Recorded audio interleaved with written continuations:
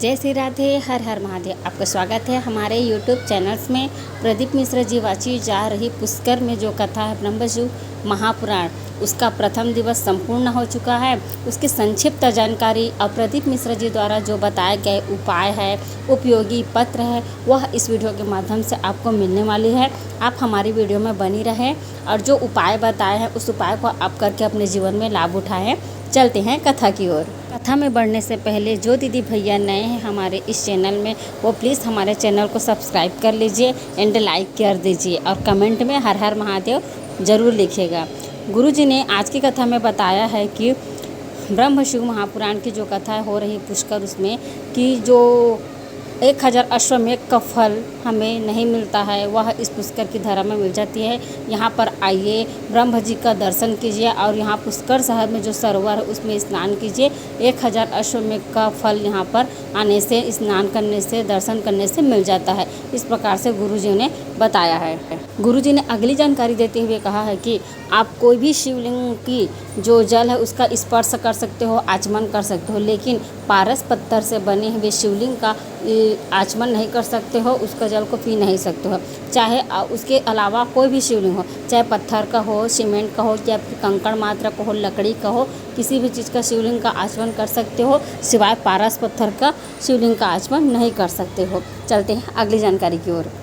एक पत्र आया था चंडीगढ़ से, जिसमें लिखा था कि मेरे पति का सोरायसिस की बीमारी हो गई थी, जिसका इलाज कराते कराते हम थक गए थे। 2 साल से हो गया इलाज करा रहे थे, लेकिन आपको ने जो बन्ना हल्दी वाला उपाय बताया था उसको हमने किया और उसकी सोरायसिस की बीमारी ठीक हो गई। और मेरा एक बेटा है 35 साल का। सब लोग कहते थे कि उसका विवाह ही नहीं होगा, लेकिन मैंने पशुपतिनाथ व्रत किया, शिव जी पर 1 लोटा जल चढ़ाने का नियम किया और मेरे बेटे की शादी हो गई। उसी का आभार व्यक्त करने हम कथा पंडाल में आए हुए हैं। चलते हैं गुरुजी की कथा की अगली जानकारी की ओर। एक पत्र आया था जिसमें लिखा था कि गुरुजी, मेरे दांतों में बहुत तकलीफ़ थी। मैंने 2 साल तक दवाई खाया, इलाज करवाई, लेकिन फिर भी मेरे को कोई आराम नहीं मिला, इलाज ठीक से नहीं हुआ। खाना भी मैं पीस कर खाती थी। फिर किसी परिचित ने मुझे बताया, शिव महापुराण मैंने देखा सुना आस्था चैनल पे, और फिर मैं वह 1 लोटा जल शिवलिंग पर चढ़ाने लगी और एक बेलपत्र का आचमन करने लगी, खाने लगी। फिर गुरुदेव मेरे साथ जो दवाई 2 साल का दवाई जो नहीं कर पाए, वह 1 लोटा जल और बेलपत्र कर लिए। मेरे पति जो है फौजी में थे, वो मेरे यकीन नहीं करते थे कि ऐसा करने से भी किसी बीमारी का ठीक हो सकती है। लेकिन मैंने शिवलिंग पर जल चढ़ाया और उसका आचमन करना शुरू किया। जो खाना मैं पीस कर खाती थी गुरुदेव, वह खाना अब मैं चबा कर खाती हूँ और मुझे दवाई की भी ज़रूरत नहीं है। उसी का आभार व्यक्त करने के लिए कथा पंडाल में आए हैं। चलते हैं कथा की अगली जानकारी की ओर। एक पत्र आया जिसमें लिखा था कि 8 साल से मेरी कोई संतान ही नहीं थी। गुरुदेव सब मुझे ताना देते थे। मैंने 1 बार पशुपतिनाथ व्रत किया, 2 बार पशुपतिनाथ व्रत किया। वहाँ पर प्रसाद को कुत्ता खा जाता था। मेरे को लगता था कि भोलेनाथ मेरी जो प्रार्थना वह स्वीकार नहीं करती। फिर तीसरी बार माँ ने मुझे मायके बुला लिया और मायके बुलाने के बाद मैं तीसरी बार पशुपति व्रत किया और सफ़ेद अकड़े वाला जड़ का भी प्रयोग किया। डॉक्टर लोग तो बोलते थे कि पति पत्नी दोनों में ही कमी है, इसी कारण से संतान नहीं ही होगी। लेकिन गुरुदेव ऐसा चमत्कार हुआ कि मेरे को संतान हुई और उस नॉर्मल डिलीवरी भी हुई है। उसी का आभार व्यक्त करने मैं कथा पंडाल में आई हुई हूँ। गुरुजी ने एक बिल्कुल नया उपाय बताया है जो इस सावन में आप कर सकते हो। यदि आपके घर की स्थिति सुधर ही नहीं रही है, कोई कष्ट है जो जा ही नहीं रहा है, विपत्ति आ ही रही है बार बार, तो आप इसको कीजिए।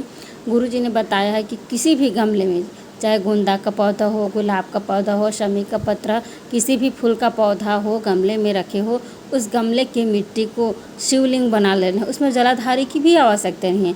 क्या करना है, एक शिवलिंग बनाना है। उस शिवलिंग में आपको अष्टगंध, एक चावल से भी पूजा कर सकते हो। फिर फूल अगरबत्ती अर्पित कर सकते हो, चाहो तो बेलपत्र भी अर्पित कर सकते हो। कुछ नहीं है तो सिर्फ शिवलिंग बनाकर एक चावल से भी उनकी पूजा कर सकते हो, जय अगरबत्ती धूप दिखा सकते हो। उसके बाद 10 मिनट बाद आप 1 लोटा जल उस पर अर्पित कर दीजिए, वह विसर्जित हो जाएगा। ऐसा सावन में रोज करने से आपके घर की स्थिति देखिएगा सुधार आएगी। 2 महीने में ही आपको पता चल जाएगा कि क्या दिया है बाबा ने। गुरुजी ने एक और नया उपाय बताया सावन में करने के लिए। यदि आप रोग से घिरे हुए हो या फिर बड़े रोग का संकेत है या फिर वह रोग बहुत दिनों से ठीक ही नहीं हो रहा है, तो आप इस उपाय को कीजिए और लाभ उठाइए। गुरुजी ने बताया है कि आपको घर से 1 लोटा जल, 1 कटोरी में दूध लेना है और शिवालय जाना है। शिवालय जाने पर शिवलिंग पर 2 धार, मतलब 1 कटोरी की धार होनी चाहिए दूध वाली कटोरी की, और 1 जल की धार होनी चाहिए, और उसको शिवलिंग पर धीरे धीरे अर्पित करनी है, श्री शिवाय नमस्तुभ्यम बोलकर। और उस अर्पित करते समय उस व्यक्ति का नाम और गोत्र जरूर लें वहाँ पर और अर्पित कीजिए।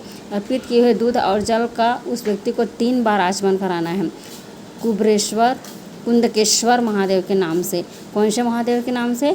कुंदकेश्वर महादेव के नाम लेकर 3 बार दूध और जो जल से अभिषेक हुआ उसका आचमन उस रोगी व्यक्ति को कराना है। आप खुद ब खुद देखिएगा कि 2 महीने में वह ठीक होती चली जाएगी। सावन के मास है जो सुंदर है और अधिक मास है।